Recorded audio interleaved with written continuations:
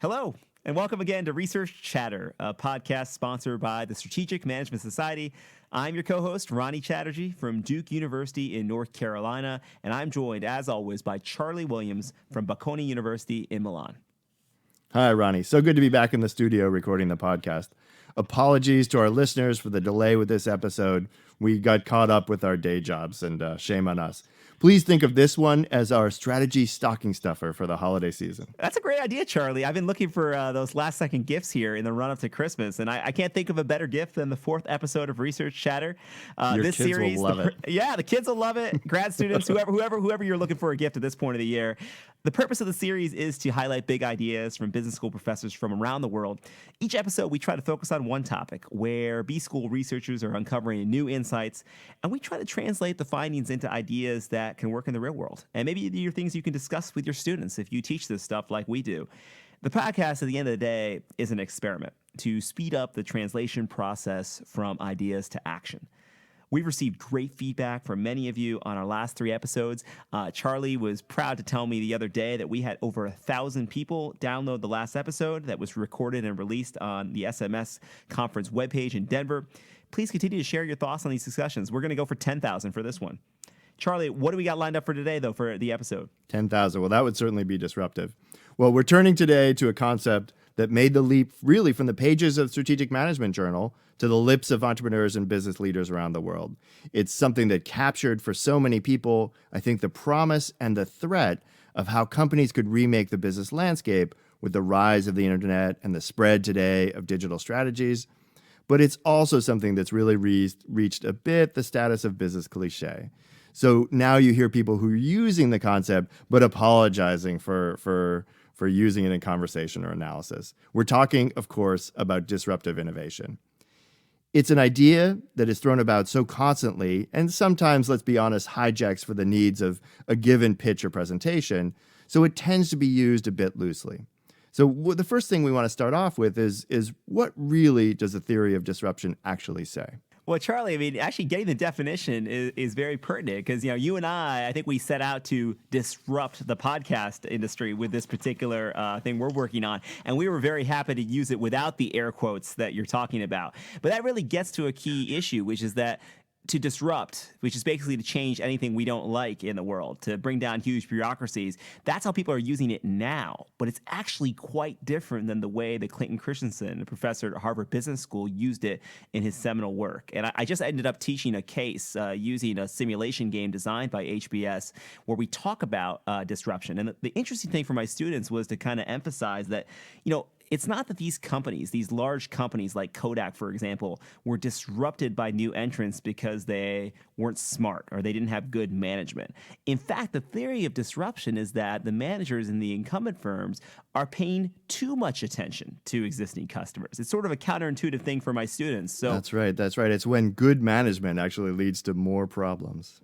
Right. And Charlie, we hammer home in marketing and other kind of classes that the customer is always right. Listen to your customer. Follow your customer. Don't design things without listening to your customer. I mean, those are some of the nostrums that we push in business school.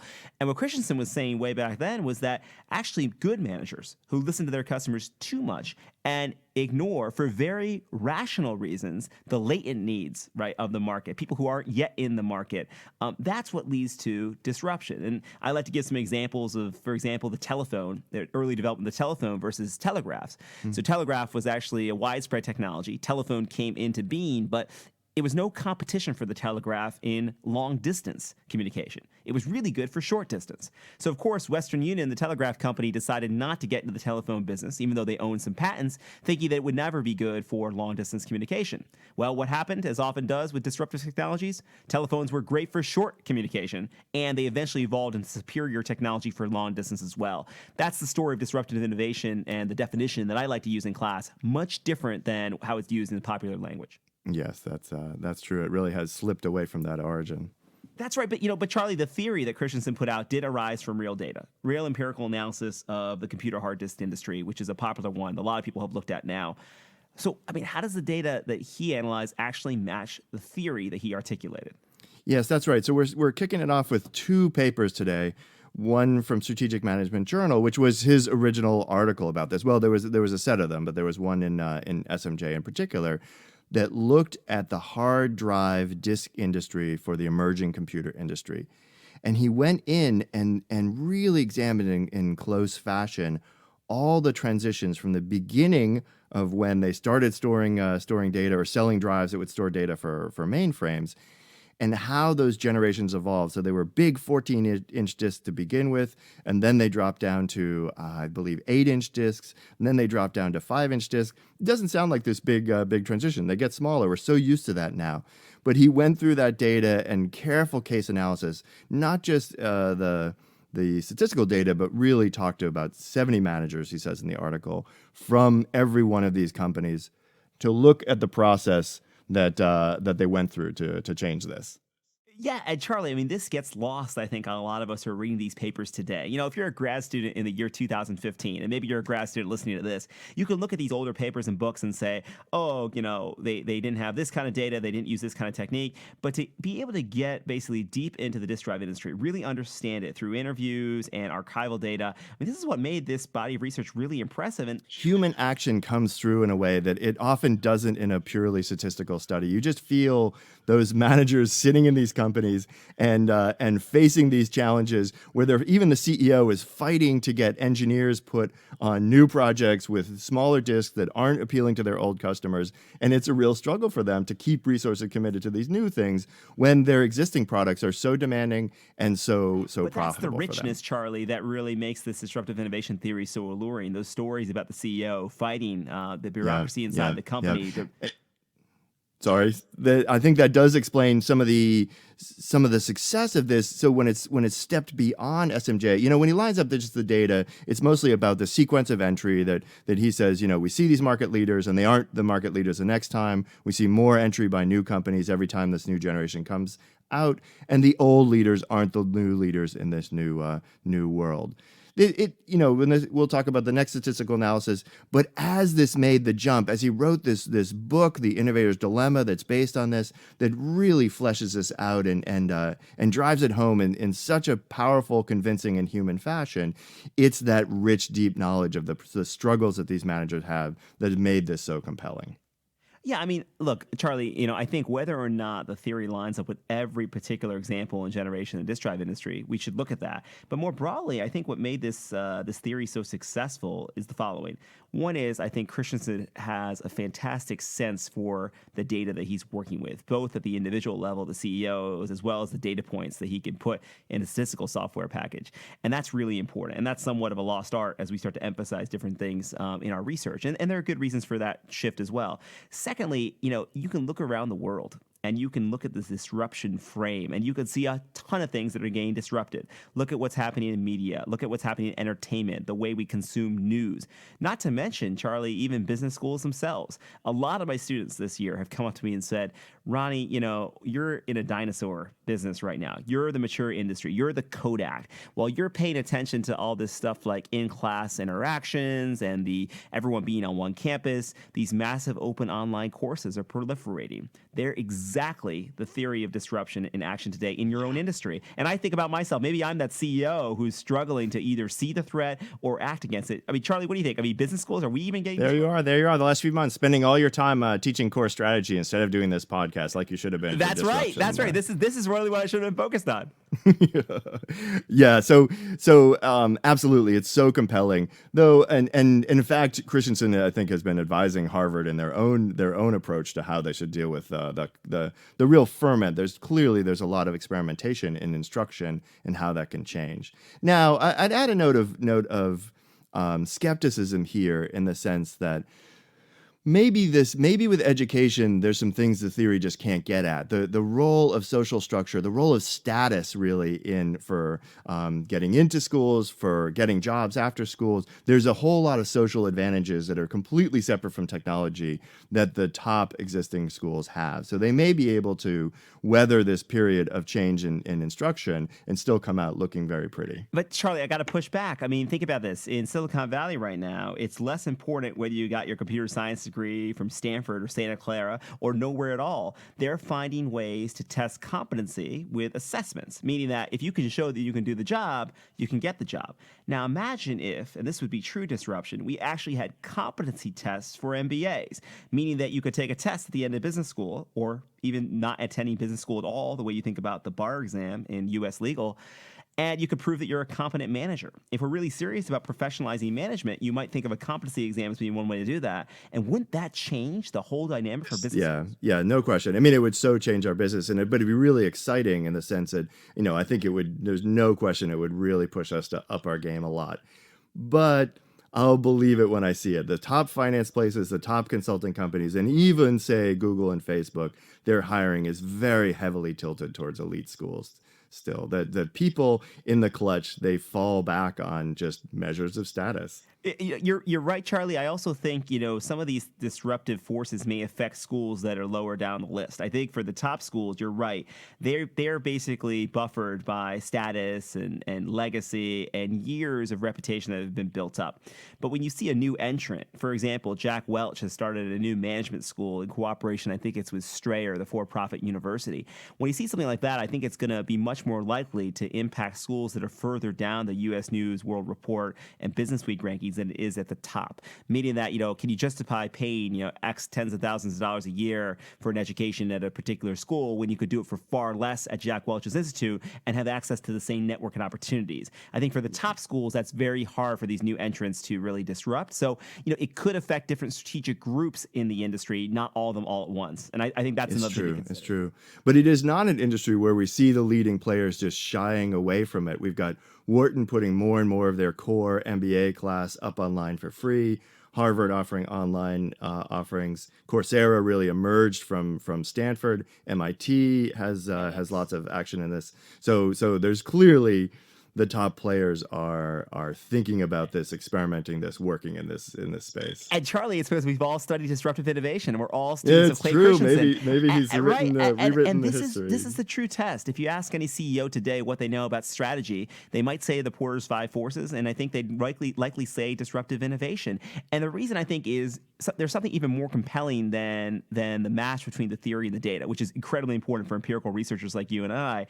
But I think for the practitioners especially, it's a way of looking at the world. It's a way of saying, hey, I'm going to be paranoid for any new entrants that come down the block, and thinking about could they possibly disrupt me, and trying to improve my own business model, my own approach to customers, my own approach to bringing in new individuals to the market as a way to deal with that. And so I think disruptive innovation isn't just a theory; it's a kind of a way of looking at the world and competitive landscape. I think that's what's made it so exciting. You're starting to sound a little cultish, Ronnie. But so on that, I kind of want to bring it back to the data because it does struggle with generalization. I guess that's been some of the later results do call into question. It certainly appears that from generation to generation, the old leaders don't dominate the market in the same way. And we know that's important in technology. Imagine if with the next generation of smartphones, Apple suddenly fell from its preeminent position and it was fourth in the market. We would notice. It would be important for us. It would be important for Apple. It would be important for investors. So that matters.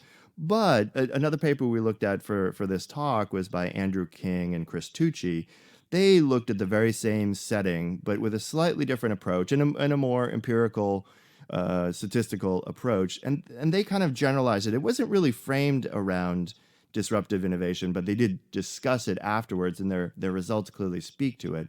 They look at whether the incumbents who sold more in the past few years, so the existing firms, those that had sold more were more on the high end, were they more or less likely to enter into these new emerging segments as the disc got smaller?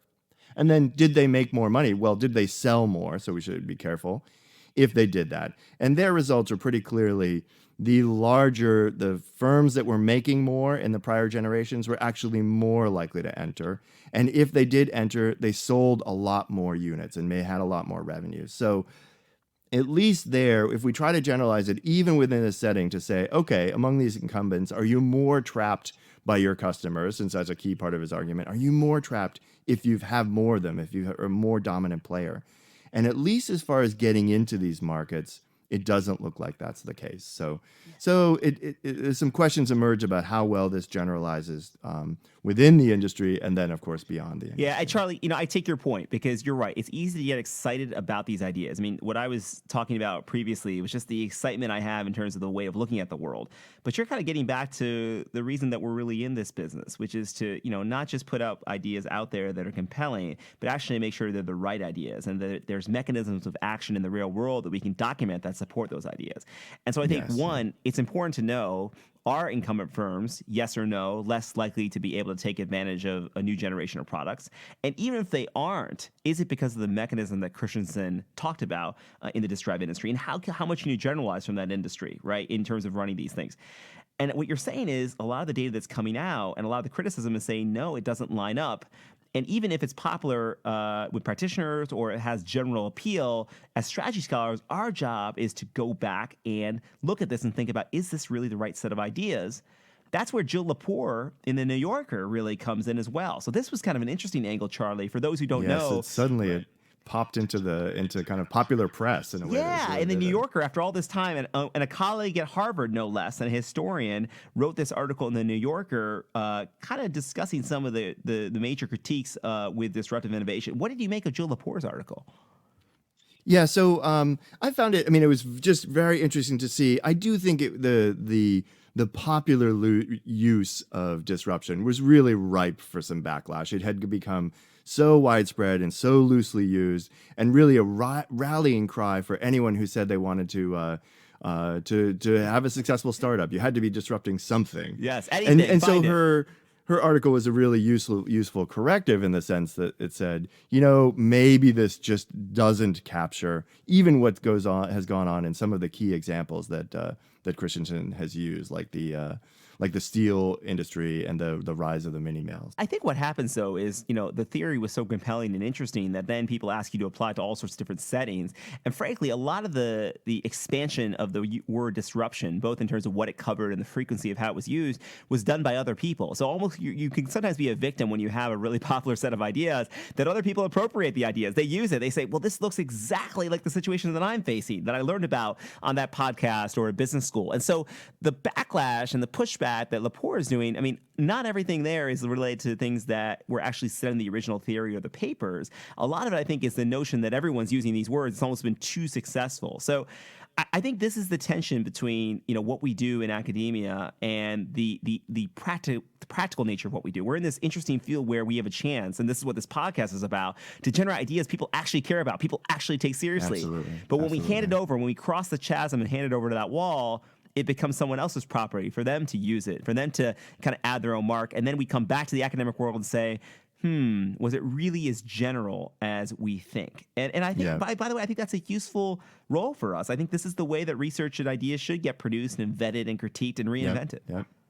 And even Christensen and his co-author, Michael Rayner, they wrote the second book, The Innovator's Solution, together. They're out there in Harvard Business Review this month saying, let's clarify, like, whoa, this theory has gotten a bit beyond what maybe where we the use of this concept has gotten beyond what we would have applied it to, and where the theory really describes. They use the example of Uber, where a lot of people have said Uber is disrupting the taxi business, and they actually say, no, it doesn't fit. It may really be transforming, but it's not really captured by our theory and what it's explaining. Yeah, it's a great example, Charlie, just to jump in. I also think that when you apply a general theory into a myriad different phenomenon, so once you say, okay, we're going to disrupt healthcare, we're going to disrupt education, we're going to disrupt the taxi cab industry, there are experts, domain experts in those fields who are going to push back, because anytime you're immersed in the details of something and someone comes with a general theory from another place, you're going to say, hey, you don't get the details. You don't understand the minutia, and your general theory doesn't apply. And so I think also what happens, the bigger problems you take on, the more pushback you get from domain experts. And so I sort of see this also as a natural evolution. I know the disrupting education and disrupting healthcare stuff has brought a lot of critiques back. And I think that's also because people were in those areas focused on the minutia when these theories got applied. So that's my sense. And both can be valuable, a general frame and being in the details. Yep. And that's really the approach of the third article we chose for this time is actually Andy King again. He's a strategy professor up at Dartmouth. He pulled together with a PhD student she has a very challenging name. I believe it is Batar Togtoch. And the two of them really took all the 77 cases they could find that were used in the two books by Christensen. The first one, The Innovator's Dilemma, and the second one, The Innovator's Solution. And they went back and talked to exactly those people you're talking about, the domain experts in each industry. And they took four aspects of the theory that they said these cases should really match if they're actually examples of disruptive innovation, that incumbents are actually improving on the existing technology. They're on an upward technology trajectory, that the pace of this innovation in this area is actually greater than what the market needs. So that leaves some space to kind of come in behind them and succeed with something with lower performance. These incumbents could respond, but don't. And that when this new technology emerges, this disrupting technology emerges, that they flounder. They fail to respond effectively. They go through one by one with those four categories, and believe me, those are contested. But they go through with those four, and they say which proportion of these 77 cases actually fit those based on interviews with experts in the industry, and they find it's 53 out of 77 for the first, only 17 out of 77 for this idea that sustaining innovation is actually moving faster than what the market wants.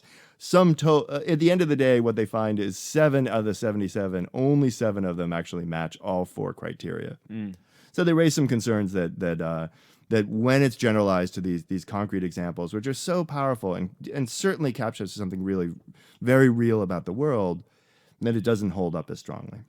Yeah, I mean, so Charlie, maybe this is the part of the show where we both have to just come down on what we think about all this. I mean, yes, I want to hear. So what do you think? Is it valid and useful still? I certainly think it is. And here's why. When someone goes up for tenure or they're going to get promoted in this profession, it's all about, did you learn something from them? And did you learn something unique and useful? And I think with Christensen, I mean, the true test of that is how many people continue to work on these questions. And the idea that people are coming in and testing it, and I think it's a great idea. I mean, I think the contributions that King and Tucci and others have made are amazing. But the idea that they're continuing this trajectory and refining it actually is a testament to me to the importance of the ideas to begin with. If it wasn't influential, if it didn't change the way people thought, both in research and practice, there would be no need to do these kinds of studies.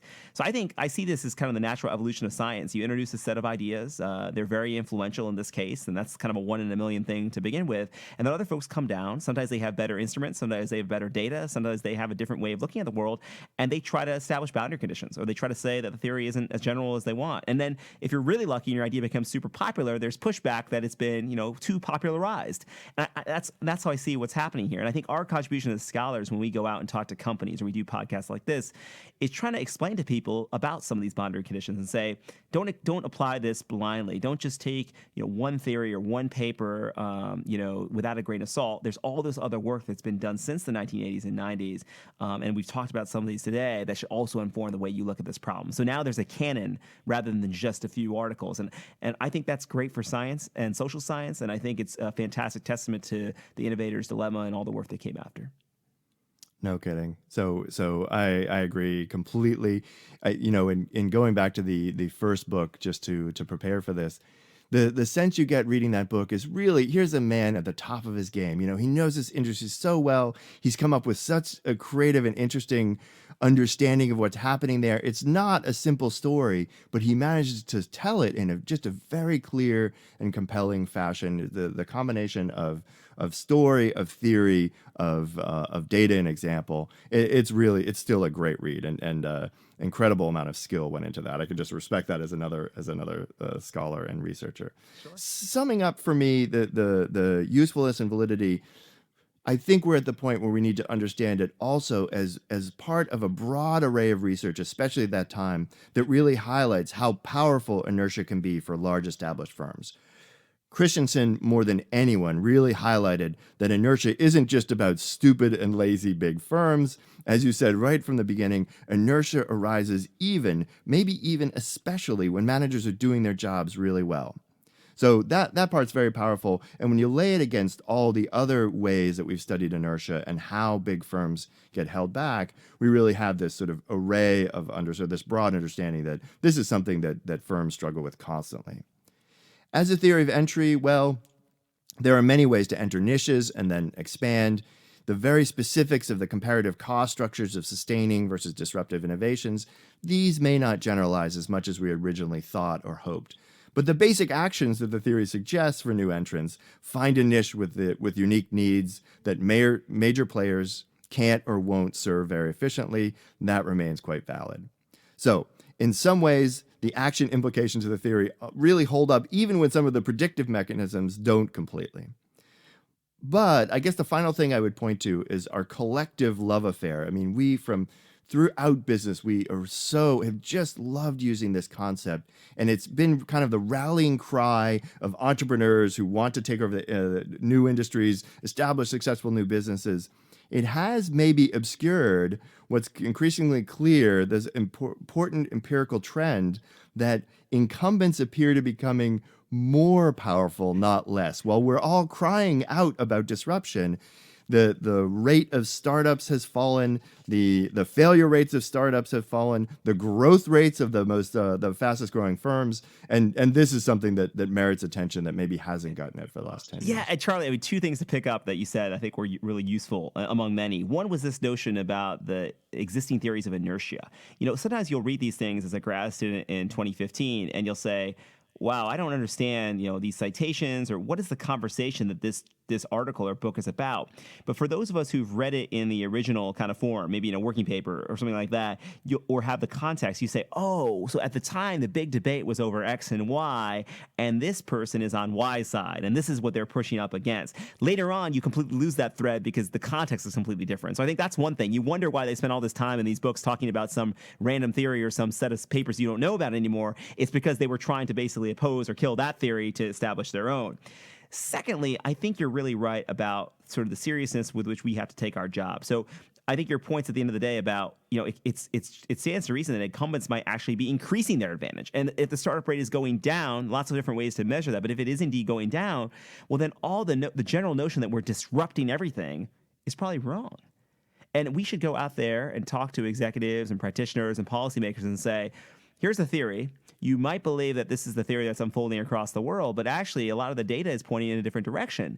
Let's go back and understand where the theory might be improved. And here's King and Tucci, these other papers. And also let's understand why there might be boundary conditions. This was done in one specific industry at a specific point in time. And so that's kind of where I come down. It's a valuable starting place and sparked a whole set of questions, but we have to keep moving forward and keep ourselves honest. So I think you've influenced me over the course of the podcast to kind of put an exclamation point on the last thing there as well. So that's where I think new questions. It's really exciting. A lot of new questions that need to be answered. Sure. So now it's time to move to at least my favorite part of the podcast. I actually don't know if it's other people's favorites, Charlie. We should give a survey and see what people like. I mean, but this is the part where we wonder, and it's basically the water cooler conversation that you have with colleagues, where you think about, hey, I wonder about this particular research topic. And as we all know, this is what makes being an academic super fun. We get to do it on our podcast. So Charlie, would you want to start talking about what you're wondering about this week? Sure, I'd be happy to. And it's building off our discussion of disruption. It's even more navel-gazing, say, than discussing about whether business school education and tuition is being disrupted. I'm also really interested in how online knowledge sharing might change research. There's been a lot of interesting discussion lately about how well peer review actually works, the amount of time it introduces, especially in social science papers. It can introduce a lot of time. And there are emerging online models where sort of low review, low overhead publishing happens in archives like, Archive and PLOS ONE, but where there's just a little review and your impact is more about some papers get a lot more reaction than others. It might be an example of a place where disruption could really happen. For one thing, because as the fields of social science become more concerned with false positive, actually just raising the bar for publishing might actually have perverse effects that we see fewer and fewer of the marginal results. So it's harder to go back across many studies and actually decide definitively what's really going on if we're publishing fewer, and even the search for significance, as it were, becomes more intense.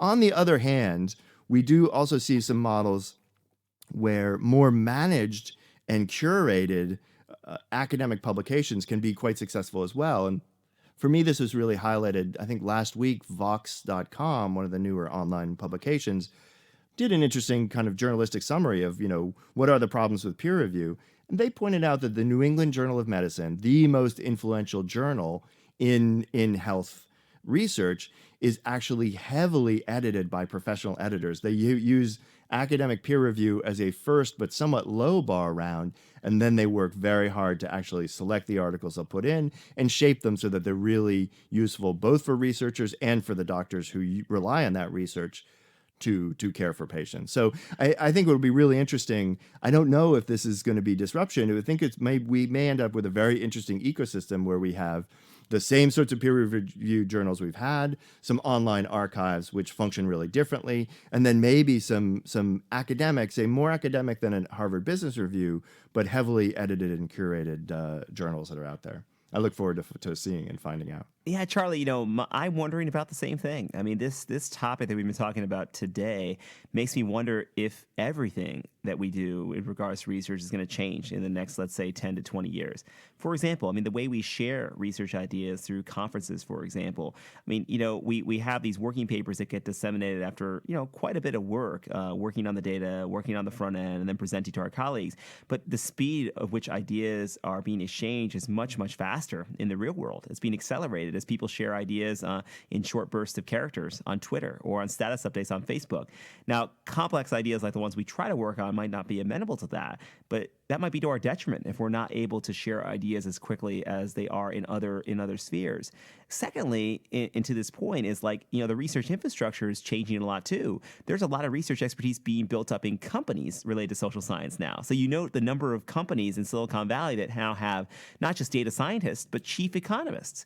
And so I wonder if with the amazing amount of data that these big companies have and the brains they have in the company, if we're going to see a push towards more research that is both academic and practical in nature being produced inside companies and change the role of the traditional university, and also change the interface between universities and companies. You're already seeing some high-profile academics leave universities for big companies, and you're seeing a lot of those collaborations. And so the whole model is another thing to think about and calling into question. So the way we do our job now, right, in the teams that we work in now, with the people we work on with now, with the identities we have, and the way we share them could be much, much different in the future. And it's something that, frankly, I'd love to be on top of, but I wouldn't even know where to start, right? So maybe I'm like the CEO that we talked about at the beginning, where I'm just doing the same thing over and over again and expecting the same result and hoping that I don't get disrupted, at least in my lifetime. Well, I hope not too. Okay. I believe that brings us to the end of our 4th edition of Research Chatter. If you liked it and you want to hear more, subscribe in iTunes and please spread the word. We'd like to get the word out that we're doing this, and it's a valuable resource. Our online home is at strategicmanagementsociety.wordpress.com. There you can find links to all the papers we discuss, plus our contact info, Twitter accounts, and please hop online, let us know what you think. Yeah, in the comments, on Twitter, on the Society's Facebook page. This is totally new. It's an experiment. We're hoping you can tell us the things you find most interesting and useful. Thanks for listening. Goodbye for now from North Carolina and Milan.